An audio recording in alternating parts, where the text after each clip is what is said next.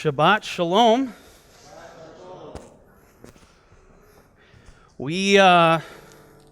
Last week, we ended off, let's see here.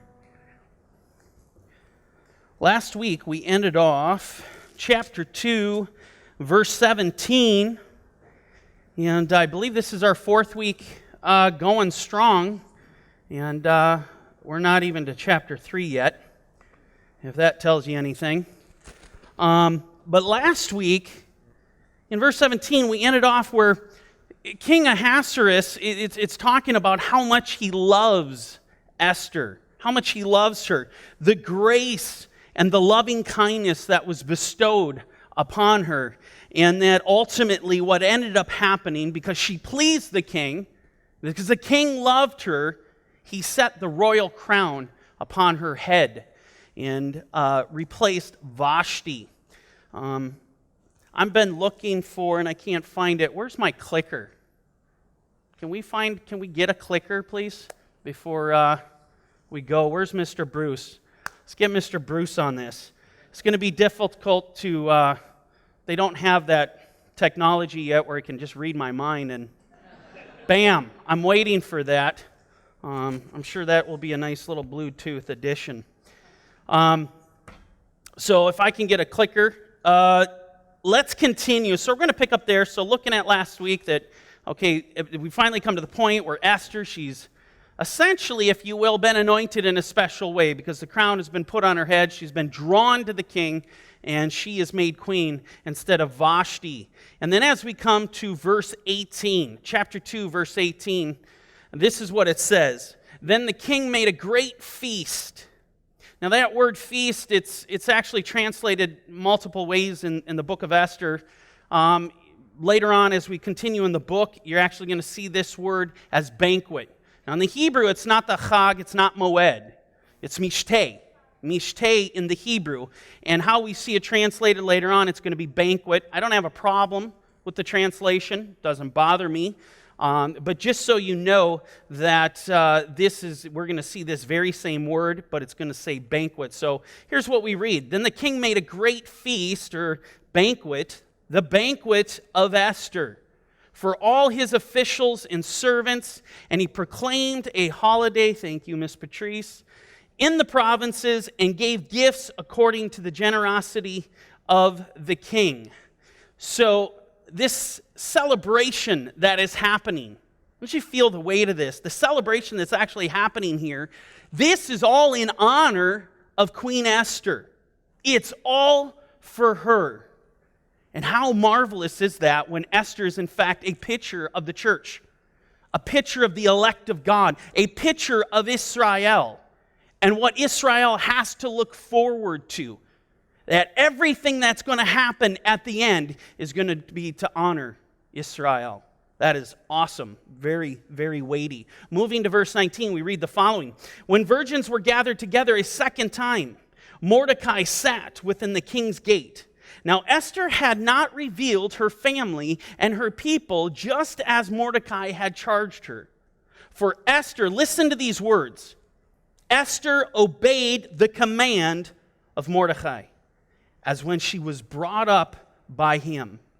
Now, this is so fascinating to me to see how Esther responds to Mordecai. Notice what kind of person Esther is. She's a very, very wise woman. She is a woman that is willing to heed wise counsel. Again, this is another significant picture for us and how we are supposed to behave. We should be emulating what we see in her character. Her character, her nature is to submit. Submit to wise counsel. Listen to what Proverbs 1:5 says. A wise man will hear and increase learning. There's a wise woman, wise man will hear and increase learning, and a man of understanding will attain wise counsel. This is exactly what we see happening. Mordecai is offering wisdom, is offering understanding, and how is Esther responding? She's attaining to it. She's receiving it. Very, very powerful. Going ahead to Proverbs chapter 12, verse 1. Whoever loves instruction loves knowledge, but he who hates correction is stupid. I love this translation of the New King James. You hate correction? You're stupid. This is what it says. So next time the Lord is trying to speak to you, and He's trying to counsel you, and you're turning away, I want you to imagine your alternate self standing next to you with a shirt on that says, "I'm with stupid." And if you had to walk around with someone like that, or listen, husbands, let's just say we had to give your wife the shirt that said, "I'm with stupid." And we made you go out to all these public places with that on. It's humiliating, right? It would be humiliating. I want you to understand something. The Bible is warning us. When we walk like that, when we refuse the instructions of the Lord, we are being humiliated. We just don't know it. We're deceived. So remember this. He who hates correction is stupid. Or you could say more in the Hebrew, brutish.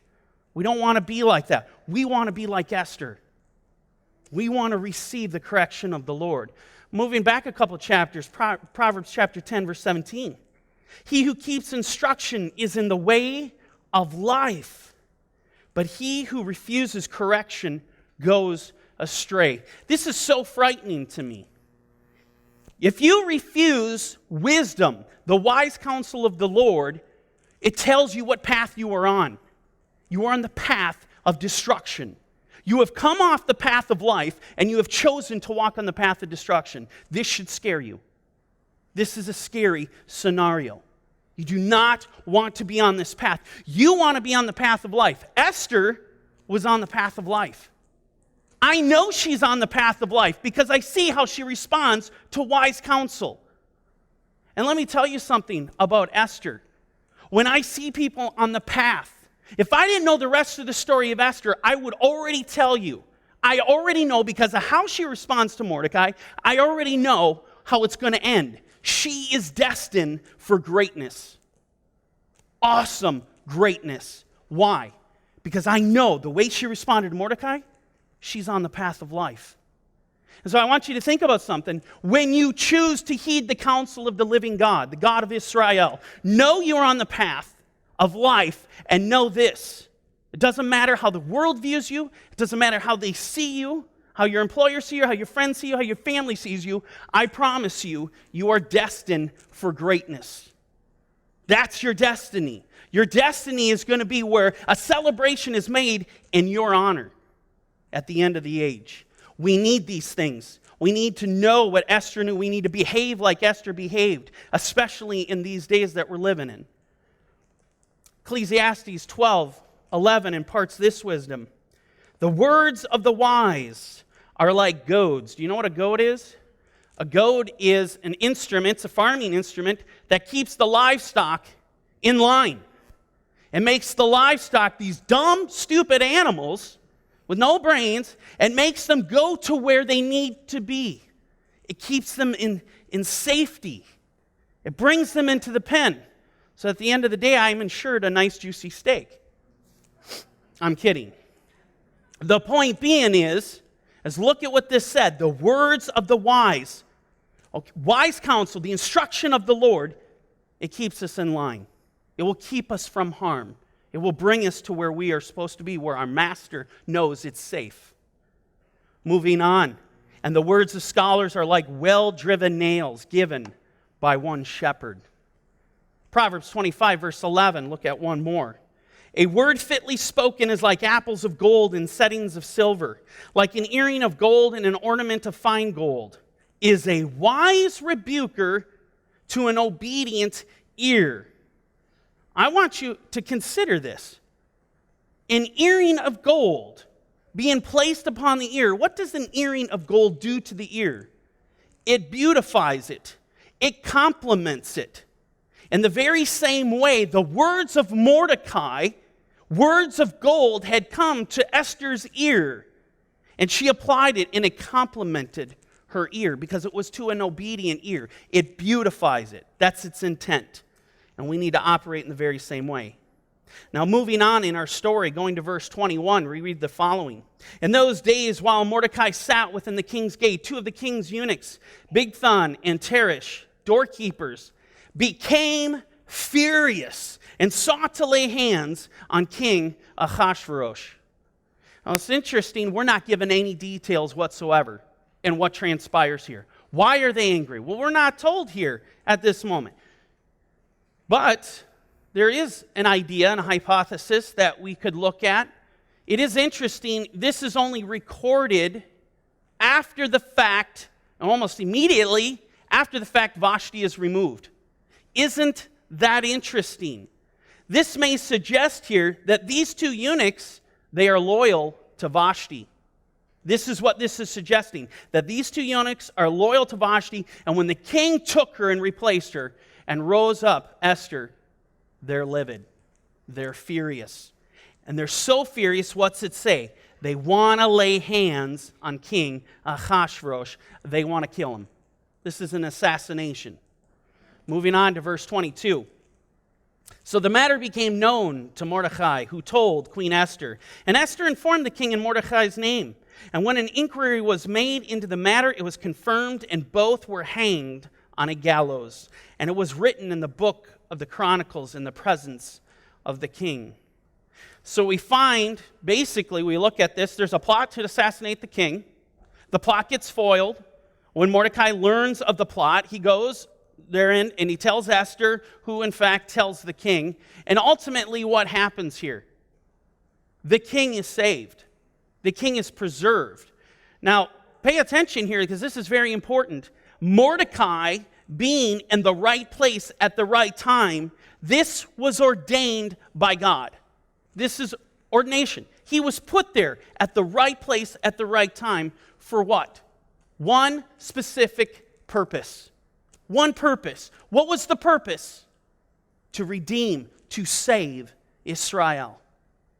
And so, whether Mordecai understood the implications of what he was experiencing at that time, of just walking in the honor of the Lord, walking honorably with integrity, whether he understood that or not, the Lord's better plan, the Lord's bigger plan, was to redeem and to save Israel. Kind of on a practical level for us today, how many of you complain about situations you're in that you just don't even realize the hand of the living God wants you there for a reason, but you're not recognizing it? You want to move on. You want to go somewhere else. And yet the Lord is calling you to that place at that time. We need to open up. We need to start thinking about these things. That maybe the Lord has you wherever you're at, whether it be a job, whatever the case may be, whether you're going out to eat, whatever the case may be, He has you there for a reason. Look around. Open your eyes. Who are you supposed to share Yeshua with? Right? Because the big plan is salvation. And we're supposed to be instruments of this. Now, as we continue, we're going to break into chapter 3 here. We're going to see a new character comes onto the scene. The character Haman. After these things, King Ahasuerus promoted Haman, or as I'll identify as Haman, the son of Hammedatha the Agagite, and advanced him and set a seat above all the princes who were with him. There is so much to discuss regarding this man, Haman. The first thing I want to address here is the history. You need to know there's a lot of family history here, if you will, ironically, between Mordecai and Haman. There's family history here between Esther and Haman. We're told here in verse 1, let me highlight this. We're told that Haman is actually the son of Hammedatha the Agagite. Do you remember who Agag is? This is irony would have it, Dan actually covered a portion, one of his parts of his Torah portion today was actually 1 Samuel 15. Well, you remember who Agag's mentioned in that. You remember who he is? He's the king of the Amalekites, all right? He's the king of the Amalekites, and he's the very one that Saul went to war with. So Saul and Agag battled it out. Now, consider this. What tribe was Saul from? He was from Benjamin. Where's Mordecai from? He's from the tribe of Benjamin. Thus, so is Esther as well, since they are family. And so it just shows you that there's some serious history between these two families. In fact, there is such history, it goes all the way back to the Exodus. Because you can trace the Amalekites all the way back to Exodus 17. You know the story, then we're coming up to it soon. God takes people out of Egypt, takes Israel out of Egypt, leads them through the Red Sea. They're just fresh into the wilderness. And what happens to Israel? They get attacked. The Amalekites, King Amalek, goes after them and attacks the Israelites. And this is that war, if you remember, where Aaron and Hur and Moses, all three of them, they go up to the hill, and we're told Aaron and Hur were there to literally hold up the hands of Moses. Because as long as they held his hands up, Israel prevailed. And when his hands went down, Amalek would prevail. And so you would find this just amazing battle taking place, this amazing history. But there's something I'm getting at here. There's something interesting that was recorded back in Exodus 17 that is germane to our discussion today. And that is this. In Exodus 17, verse 14, we read the following. Then the Lord said to Moshe, write this for a memorial in the book and recount it in the hearing of Yehoshua, that I will utterly blot out the remembrance of Amalek from under heaven. Moving on to verse 15.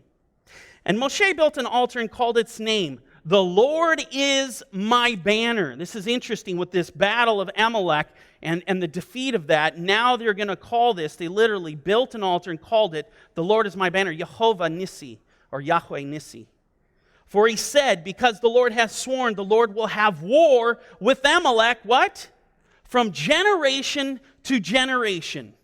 Isn't it interesting? Hundreds of years before Esther and Mordecai ever come into play with Haman, that we see the prophecy, generation after generation, there will be war. And here as we come to Esther, now we find the war ensues once again. Now, I want to take you back to verse 1 here before we move on. There's something else that is worth pointing out, something that resonates on a much deeper spiritual level. And that is this. In verse 1, we read the following.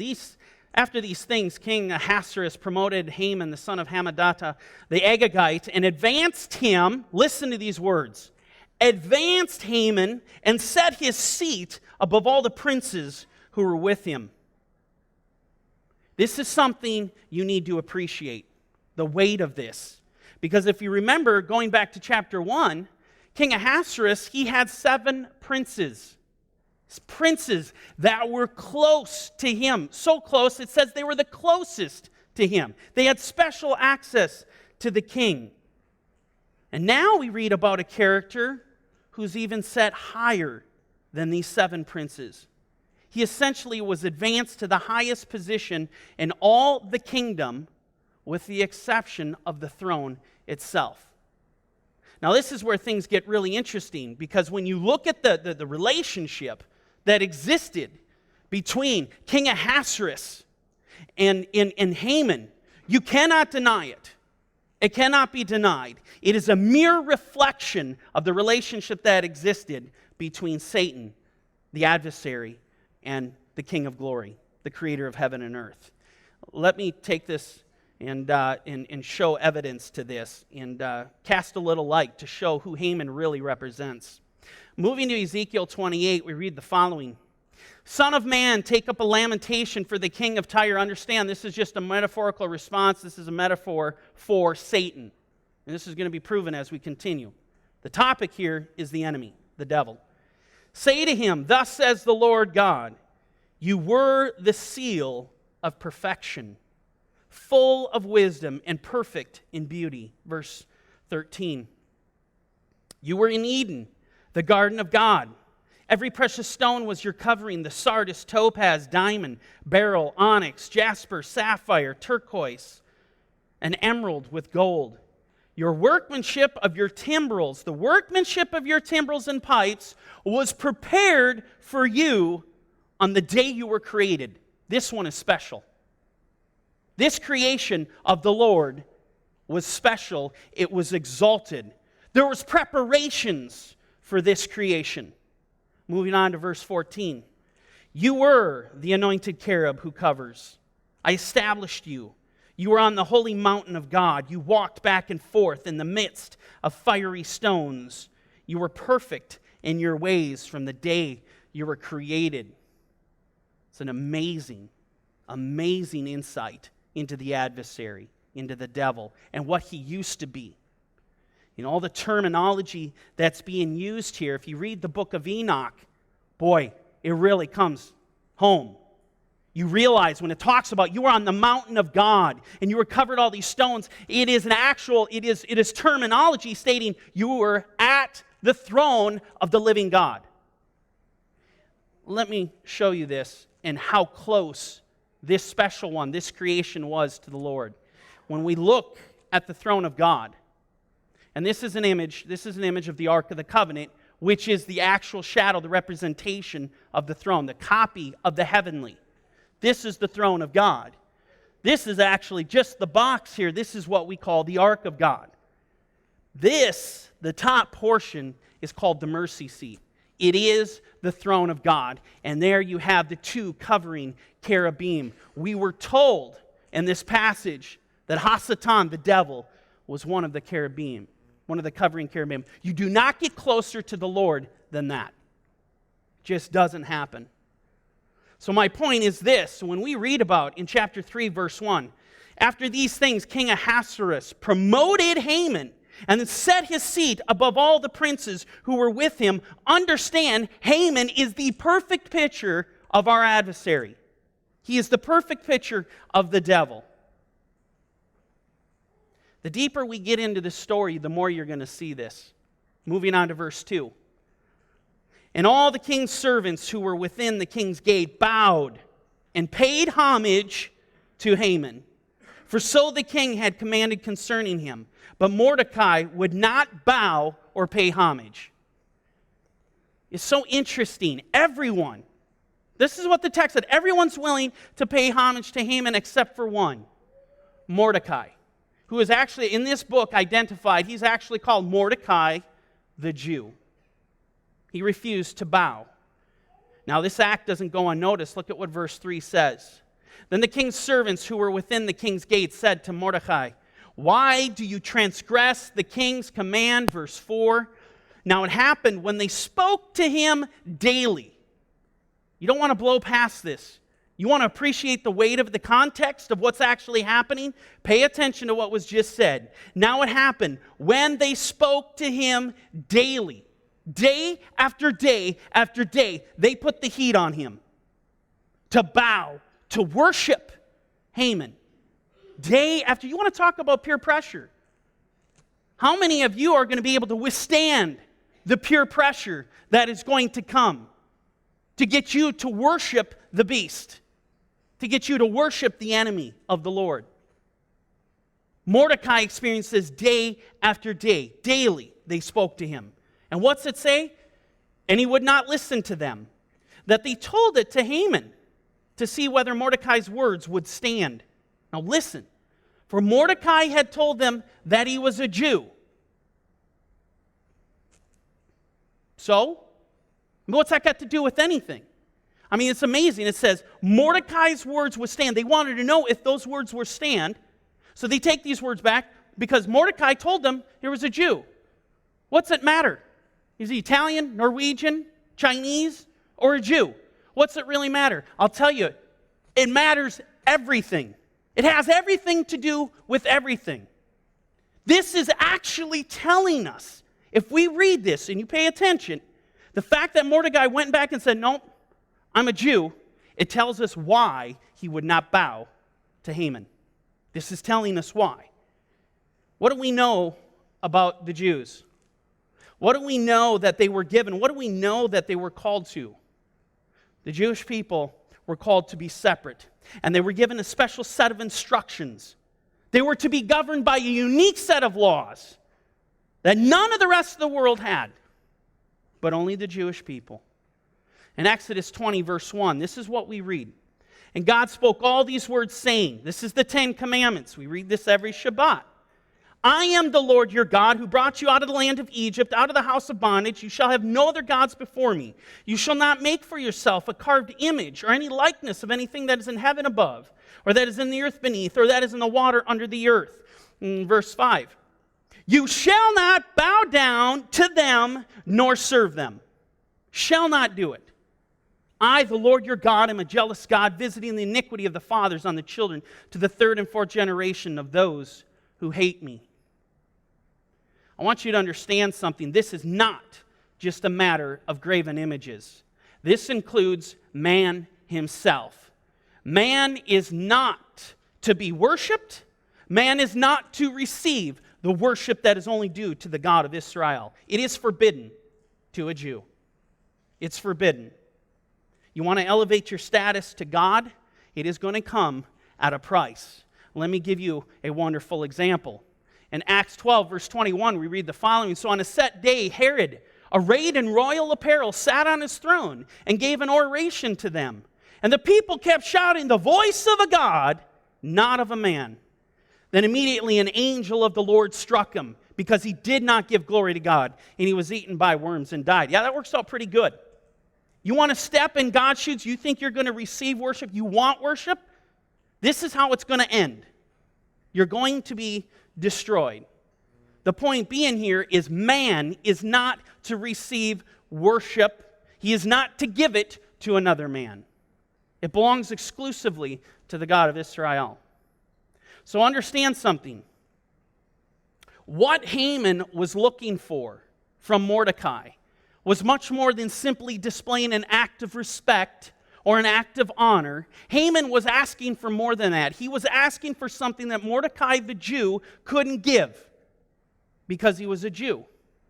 And Jews were given a special set of laws which prohibit them from taking part in this particular behavior, this particular act. So, how does Haman respond to this? How do you respond to Mordecai's refusal to bow and pay homage to him? Well, we go back to verse 5. When Haman saw that Mordecai did not bow or pay homage to him, Haman was filled with wrath. Isn't that interesting? When Haman saw that he wasn't going to receive worship from Mordecai, he becomes enraged, filled with wrath. Where have we heard that before? Oh yeah, in the book of Revelation. And wouldn't you know it, it is in the exact same context. Let me take you there. Revelation 12, verse 17. And the dragon was enraged with the woman, and he went to make war with the rest of her offspring. I have to stop here. You have to understand the premise of what's to unfold in the story of Esther. Because Haman's about to go to war with the rest of the Jewish offspring. This is not just Mordecai. We're going to find as the story unfolds, it's going to be the rest of the offspring. This is amazing. And so the dragon is enraged with the woman. He went to make war with the rest of the offspring. What enraged him? Why is he enraged with the woman? They wouldn't worship him. And proof of this is what is the criteria that makes him mad? It's very Jewish. They keep the commandments of God, and they have the testimony of Yeshua HaMashiach, the King of the Jews. Amazing. Dragon is filled with rage, exactly how Haman is filled with rage against Mordecai. Haman wants the worship. He wants the worship just as Satan wants the worship. Truly, Haman is representative of the evil one. Now, having said that, I do want to point out that there is another parallel that exists in the New Testament regarding this interaction between Haman and Mordecai. But instead of the characters being Haman and Mordecai, the characters are Yeshua and Satan. Let me show this to you. As we come to the 4th chapter of Matthew, you remember Yeshua, he's baptized. He gets anointed with the Ruach HaKodesh. And the Ruach HaKodesh leads him out to the wilderness because he's to be tempted by the enemy. And there's an interesting discourse that takes place. There's an interesting exchange of words. And I want to bring this to your attention. We go to Matthew 4, verse 8. Again, the devil took Yeshua up on an exceedingly high mountain, showed him all the kingdoms of the world and their glory. And he said to him, all these things I will give you if you will fall down and worship me. What does Satan want? He wants worship. The very thing Haman was asking Mordecai to do, we find Satan asking Yeshua to do in the wilderness. All these things I will do if you fall down and worship me. You cannot make this stuff up. And what's interesting here, I could take it a step further, just to put it further into context of actually how this parallels what's going on with Haman and Mordecai. This very passage that we're reading here, especially verse 9 where it says, all these things I will give to you. If you read Luke's version of the very same passage, Luke does something interesting. He adds one little tidbit that Yeshua said, or that Satan says. Something important. And it gives us perspective on Haman. Satan says that all these things I will give you, and then he goes on to say in Luke's version, for they have been given to me. I want you to think about something. Where did Haman get his power? He got his power and authority from the king. Think about that. So how does Yeshua hold up to this test? We go on in verse 10. Then Yeshua said to him, away with you, Satan, for it is written, you shall not worship the Lord your God, and him only shall you serve. Interesting. Yeshua the Jew responds the very same way that Mordecai the Jew responded. Mordecai responded this way because he was a Jew.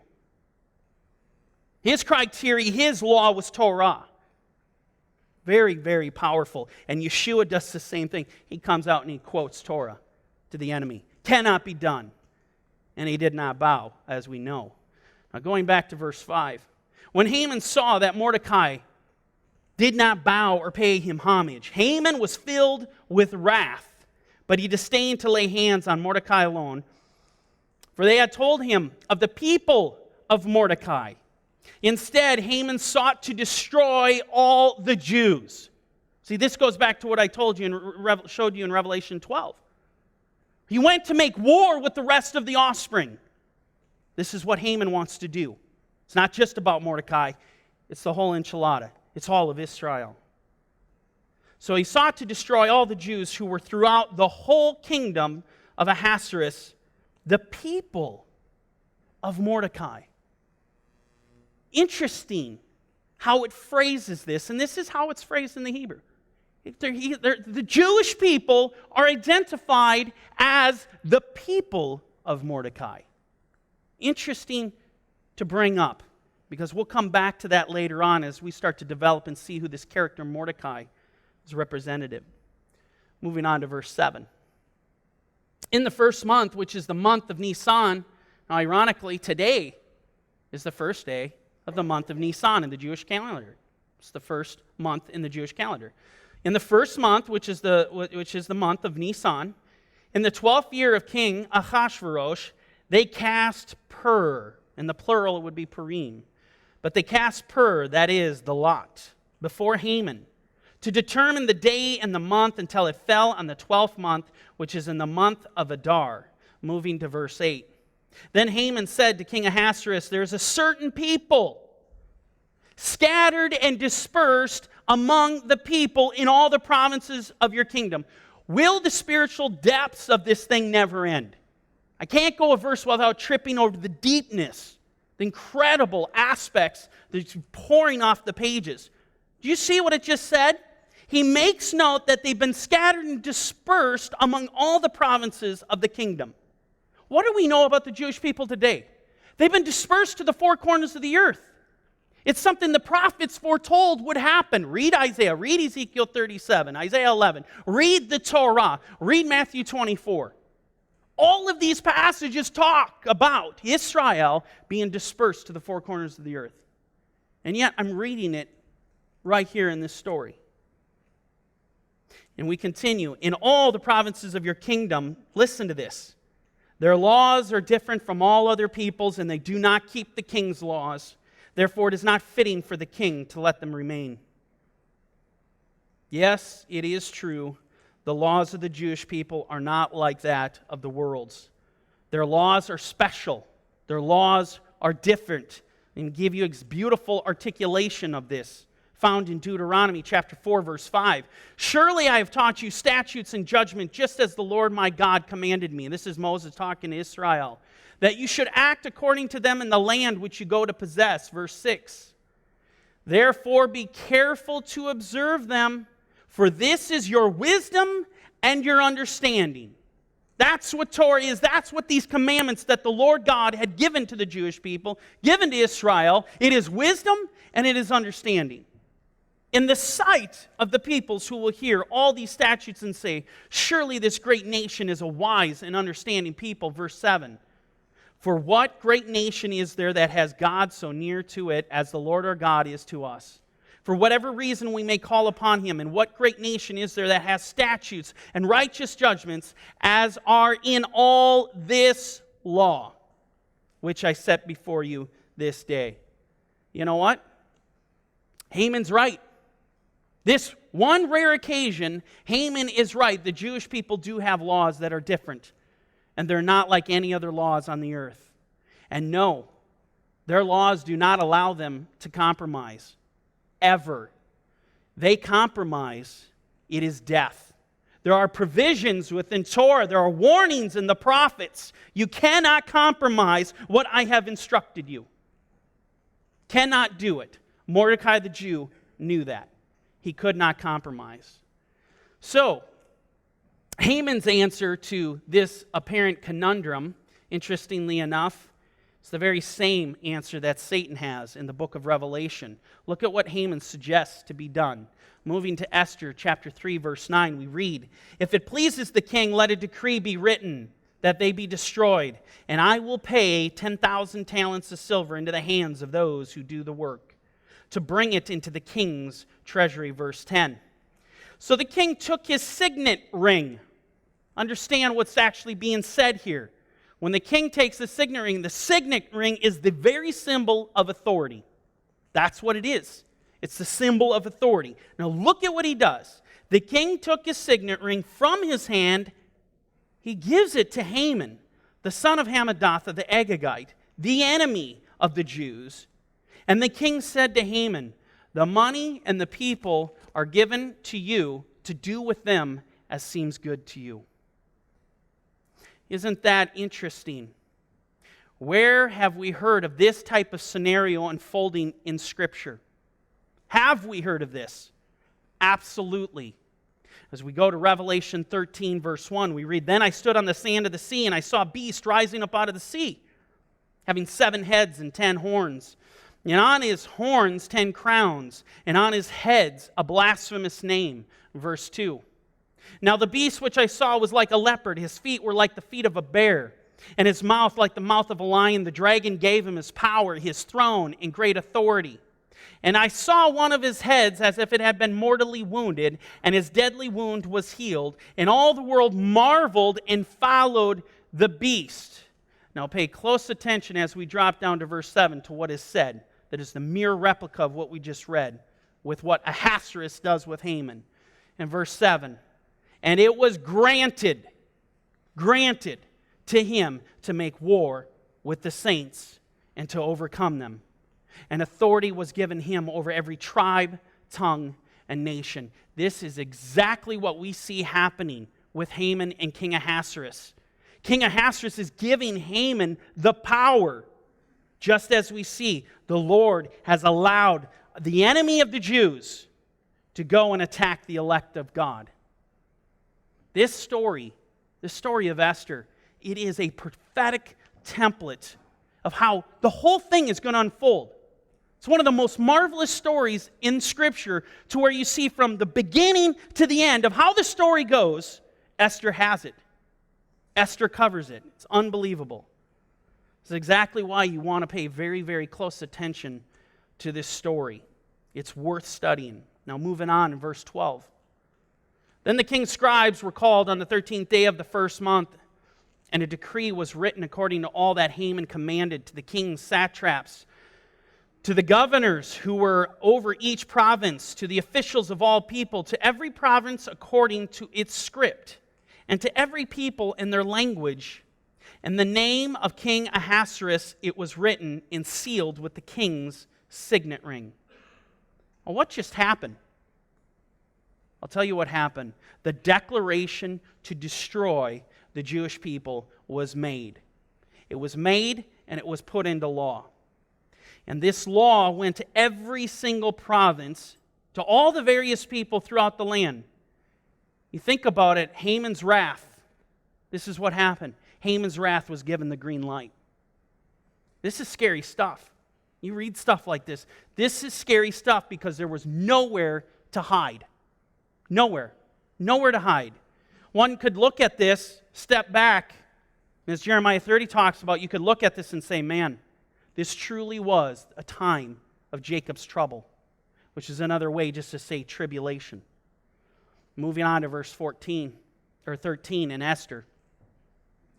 And the letters were sent by couriers into all the king's provinces to destroy, to kill, and to annihilate all the Jews, both young and old, little children and women.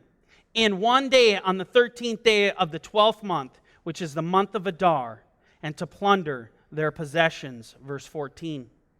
A copy of the document was to be issued. Issued as law in every province, being published for all people, that they should be ready for that day. The couriers went out, hastened by the king's command, and the decree was proclaimed in Shushan the citadel. So the king and Haman sat down to drink, but the city of Shushan was perplexed. When you read this very carefully, what is actually happening here, if you noticed, there's a call, literally, for all the people in every province to prepare to destroy the Jewish people. There's a call, a unanimous call amongst everyone, no one excluded, everyone to come and destroy the Jewish people. And when you read this, you are immediately drawn to what the prophets foretold, what the prophets said would happen in regard to the Jewish people in the last days. Let me take you to Zechariah 14, verse 1. Behold, the day of the Lord is coming, and your spoil will be divided in your midst. For I will gather all nations to battle against Jerusalem. This is the end of days. This is leading up to the coming of the Mashiach. This is a powerful prophecy, one of the most predominant prophecies that exist today. What would he do? He said, I will gather all nations to battle against Jerusalem. All the enemies are being called from the four corners of the earth to battle against Jerusalem. This city shall be taken, the houses rifled, and the women ravaged. Listen to this. Half of the city shall go into captivity. Are you paying attention to the news? Because something that has never been talked about in the history of Israel is now being talked about on the news. It's being pushed by the UN and other countries, such as the United States. They are pushing to divide Jerusalem. You are living in prophecy right now. This is scary stuff. Half the city, it says, will go into captivity. Quite literally, half of the city. They're talking about it on the news. Turn your news on, and you're going to hear more and more about it as things go on. Let me add to this. Let me tell you how this may just play out with Netanyahu getting reelected. Here's what's going to happen. Israel is going to defend itself. But guess what? There's a threat. And who's the threat? You can't make this up. Persia is the main threat. And this is very possible how this unfolds is Israel is going to protect itself, but in the eyes of the world, it's going to see as overreaching, acting out of character, too much to handle, and the UN is going to come in, and the Security Council is going to come in, and they're going to force the divide of Jerusalem. It's coming.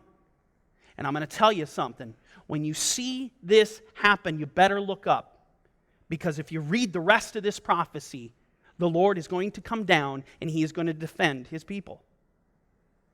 Prophecy. Amazing that we are living at the very end of the age. We know it. This is a prophecy of finality. Cannot make it up. But the remnant of the people shall not be cut off from the city. This tells me there will be a Jewish remnant, and they will not be cut off from the city. They're going to be there. The Lord will ensure it. And just like the persecution that happened in the first century, remember when all the elect were scattered, the Lord preserved who? He preserved the apostles in Jerusalem. The Bible blows your mind when you actually are in the midst of it and living out prophecy. I still can't get my mind wrapped around it. Man, if you're an atheist, and I was witnessing to an atheist, and I brought him to this passage, and he didn't even blink. He did not even blink. He was trying to process what I was telling him as I was showing him news clips on literally what Zechariah had prophesied. Powerful, powerful stuff. Now you think about this.